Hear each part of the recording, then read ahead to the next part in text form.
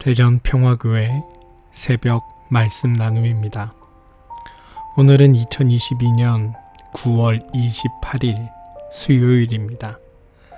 오늘 이 말씀을 들으시는 여러분들에게 하나님의 크신 위로와 은총과 복주심이 함께 하시기를 소망합니다.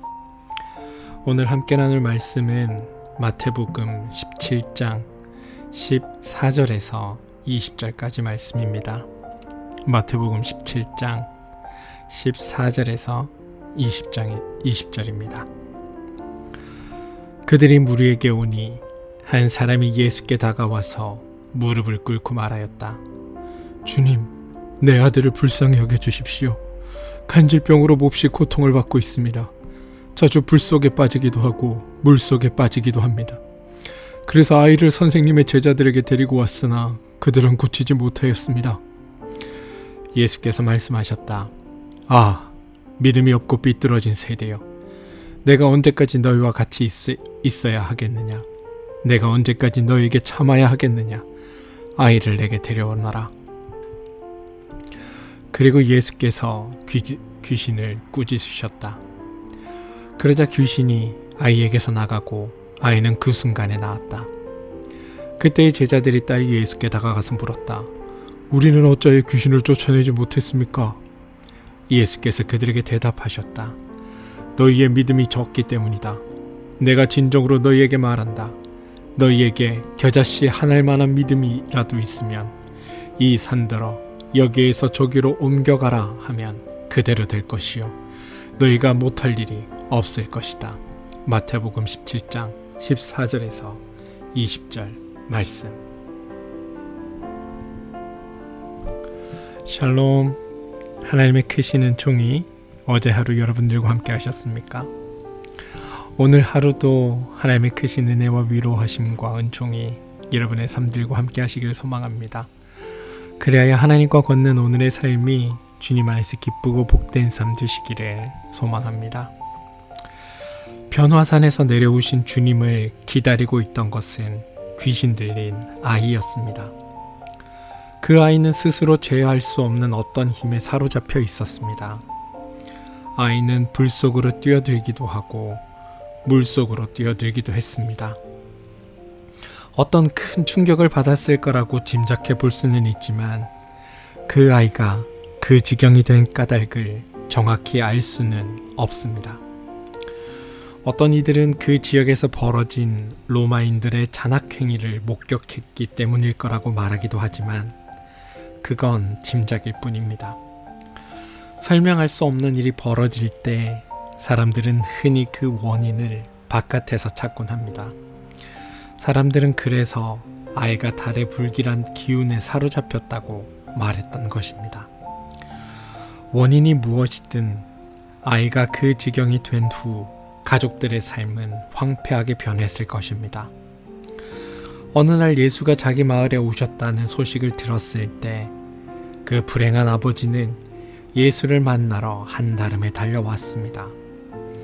예수님이 병을 고치는 자요 귀신을 축출하는 자라는 소문은 이미 사람들 사이에 널리 퍼져 있었던 때입니다.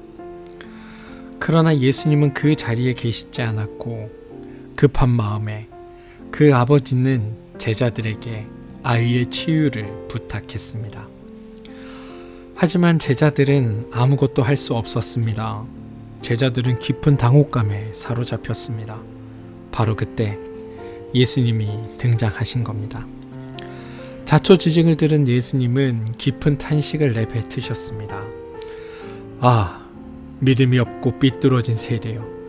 내가 언제까지 너희와 같이 있어야 하겠느냐? 내가 언제까지 너희에게 참아야 하겠느냐? 아이를 내게 데려오너라. 마태복음 17장 17절. 제자들의 무능함이 예수님의 시름을 깊게 만들었던 겁니다. 악한 영을 꾸짖기는커녕 사람들의 조롱거리가 되는 현실을 보며 주님은 내가 언제까지 너희에게 참아야 하겠느냐 하고 탄식하셨습니다. 주님께서 귀신을 꾸짖어 내쫓으시자 제자들은 우리는 어찌하여 귀신을 쫓아내지 못하였습니까? 하고 묻습니다. 이에 예수님은 너희의 믿음이 적기 때문이다 라고 대답하십니다. 믿음이 적다. 믿음이 적다 이 말은 사실은 우리의 표현으로 따지면 신앙이 없다라는 표현과 마찬가지입니다. 불신앙을 뜻하는 겁니다. 우리가 귀신을 쫓아내지 못하는 것은 믿음이 없기 때문이라는 것입니다. 그러면서 주님은 충격적인 말씀을 하십니다. 너희에게 겨자씨 한 알만한 믿음이라도 있으면 이 산더러 여기에서 저기로 옮겨가라 하면 그리 될 것이요 너희가 못할 일이 없을 것이다. 함석헌 선생님은 산을 움직이는 믿음은 사실은 나를 움직이는 믿음이다 라고 말하셨습니다. 산보다 더 무거운 게 우리 몸이고 마음이라는 것입니다. 산이 아니라 무력증에 빠진 나 자신을 움직이는 것이 믿음입니다. 믿음은 관념이 아니라 삶입니다. 나의 가능성이 아니라 하나님의 가능성을 의지해서 사는 사람, 할 수 있기에 하는 것이 아니라 해야 하기에 하는 사람이 믿음의 사람인 겁니다. 사랑하는 성도 여러분, 우리는 믿음의 사람들입니다. 할 수 없음이 아니라 할 수 있기에 하는 사람들입니다. 해야 하기에 하는 사람들입니다. 그러니 믿음의 사람으로서의 삶을 포기하지 않고 살아주시기를 부탁드립니다. 오늘 하루 우리가 믿음을 가진 사람으로서 살아갈 때 하나님은 우리의 삶과 함께 하십니다. 믿음은 나를 움직이는 믿음입니다. 함께 기도하겠습니다. 하나님, 제자들의 당혹감이 오늘 말씀에서 고스란히 느껴집니다. 무능한 제자들을 탓할 수 없는 것은 사실 바로 그들의 모습이 우리의 실상임을 알기 때문입니다. 한 영혼에 대한 절절한 애태움이 없이 무슨 기적이 일어날 수 있겠습니까? 우리에겐 부끄럽지만 겨자씨만한 믿음조차 없습니다. 산은커녕 조그마한 장벽 하나도 무너뜨리지 못하는 우리들의 주님 불쌍히 여겨주십시오. 무기력증을 떨치고 일어나 주님의 손과 발이 되는 기쁨을 누리게 해 주십시오. 예수님의 이름으로 기도합니다. 아멘. 오늘 함께 나눌 기도입니다. 여러분들이 개인적으로 기도를 하시고 오늘의 기도를 같이 해주시기를 부탁드립니다. 첫 번째 기도는 우리 늘 하는 기도입니다. 몸과 마음의 힘듦으로 인해 어려움을 겪고 있는 우리 교우들을 위해 기도해 주십시오. 몸의 육신의 힘듦으로 인해 힘들어하고 있는 우리 교우들도 있지만 마음의 어려움으로 인해서 힘들어하는 교우들도 있습니다. 이게 막 아파서 힘든 것이 아니라 그냥 살아가는 것 자체가 부담이고 때로는 해결할 수 없는 문제들 앞에 마음이 답답하고 심령이 무너지는 것들도 마찬가지 일들입니다.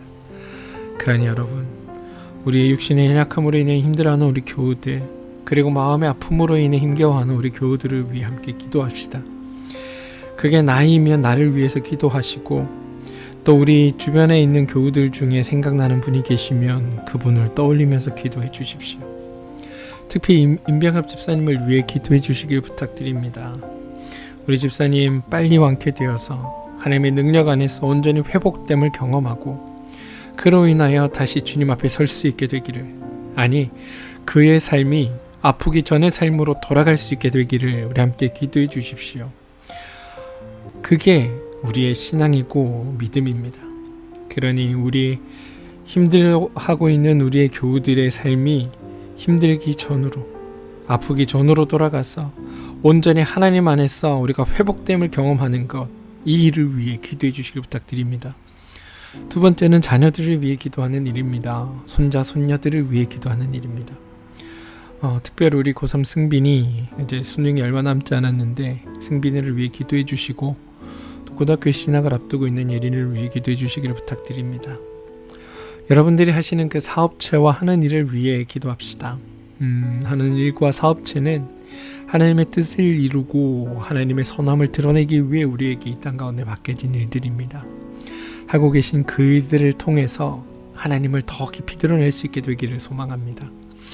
그 일을 위해 우리가 오늘 맡겨진 일에 최선을 다하는 사람들이 되고 또 하는 일을 통하여 하나님의 사람들이 어떤 사람인지를 세상 가운데 드러내주는 그런 사람들로 살아주시기를 부탁드립니다.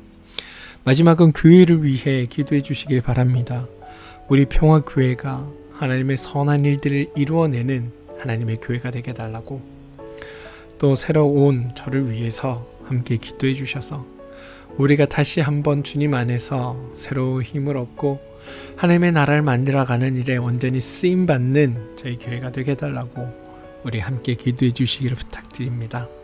함께 기도하겠습니다.